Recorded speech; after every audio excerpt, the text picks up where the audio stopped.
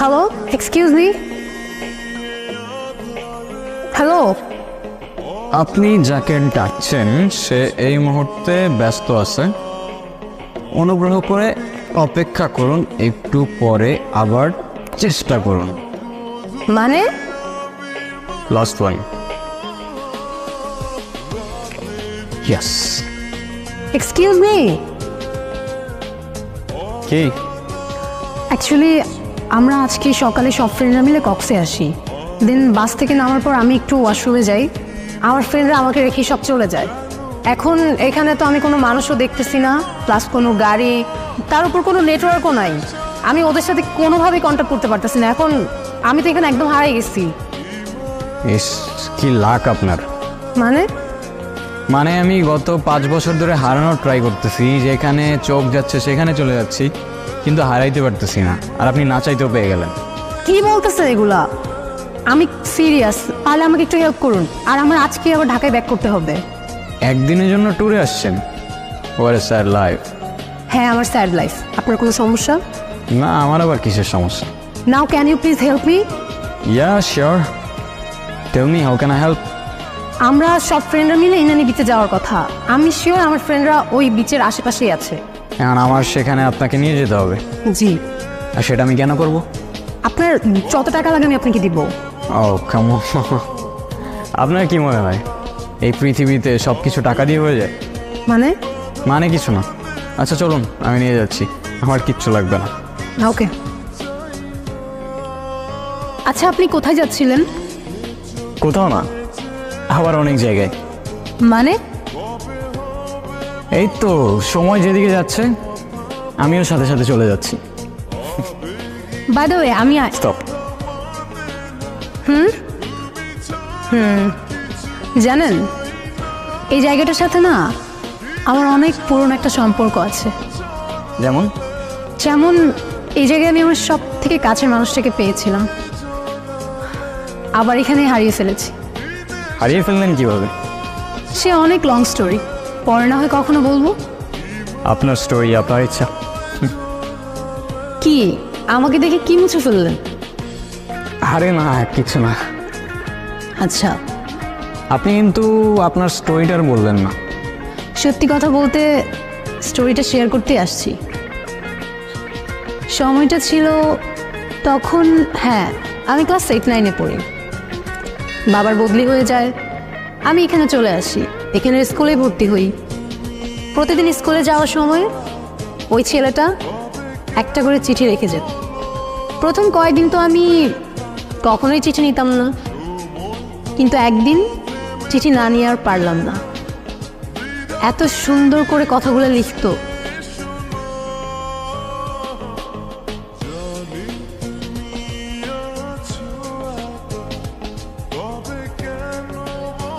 চিঠিতে যে ফিলিংগুলো ছিল সেগুলো এখনকার হোয়াটসঅ্যাপ মেসেঞ্জার জেনারেশন কখনোই ফিল করতে পারবে।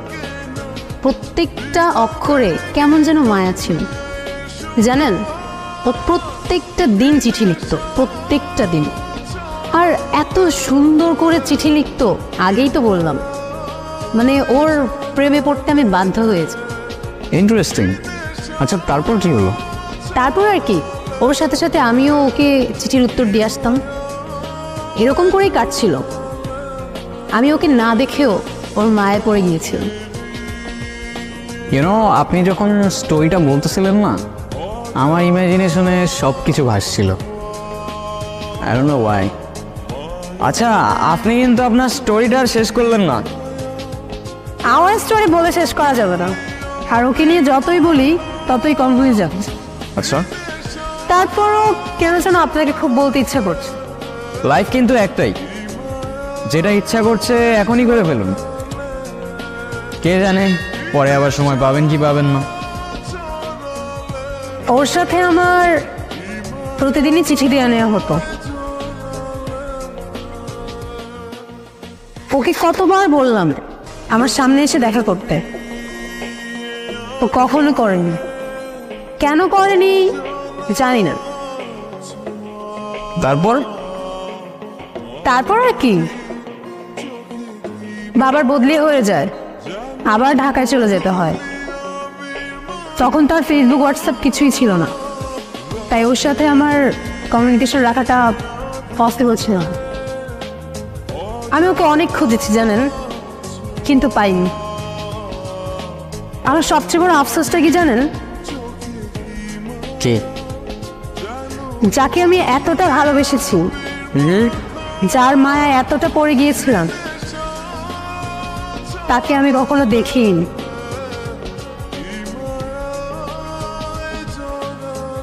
আপনার চোখে পানি কেন? কিছু না, এমনি। আপনি ওকে খুব ভালোবাসতেন তাই না? তাহলে ওই ছেলেটাকে বিয়ে করছেন যে? ওর সাথে আমার ফ্যামিলিগত বিয়ে, ওই যে দেশি কালচার, বিয়ে তো একটা করতেই হবে, সেটাই করছি। ভালো থাকবেন? হয়তো। আচ্ছা, আমার না চলে যেতে হবে, আমার হাতে আর তেমন সময় নাই।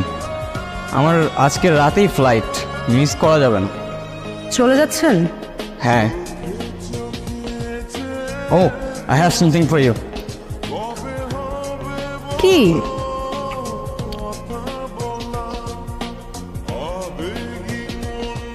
This is for you. আমার জন্য? আমার জন্য হয় কিভাবে? আপনার সাথে তো আমার আজই পরিচয়। এটা কিনলেন কখন? আপনি মজা করছেন তাই না? সময় হলে ঠিক বুঝতে পারবেন। আসি, ভালো থাকবেন, নিজের খেয়াল রাখবেন, আর ভাগ্যে থাকলে আবার দেখা হবে।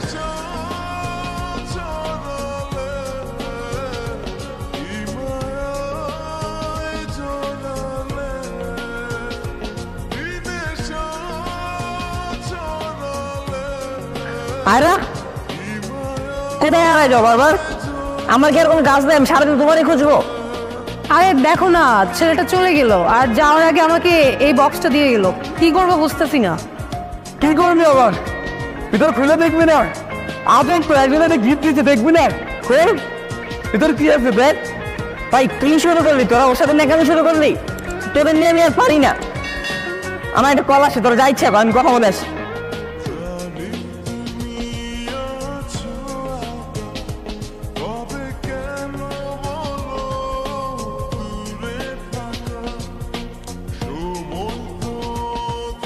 নীরব?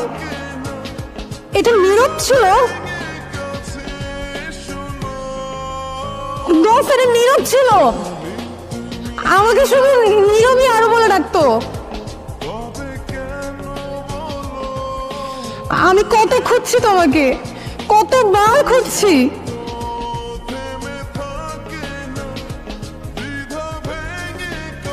আমার তো কাছে নিয়ে ফেললাম।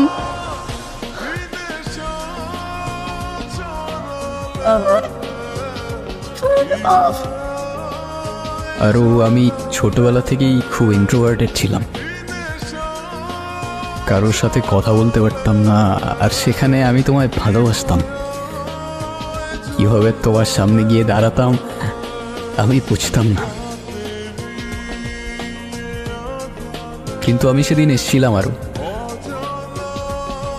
আমি এসেছিলাম, তোমার চিঠিটা পড়ে সেখানেই দাঁড়িয়েছিলাম।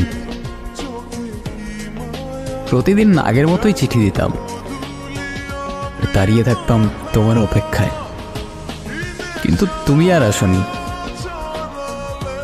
কখনো আসনি।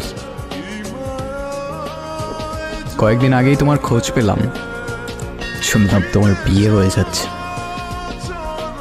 তোমাকে শেষবারের মতো দেখার লোভটা আর সামলাতে পারলাম না।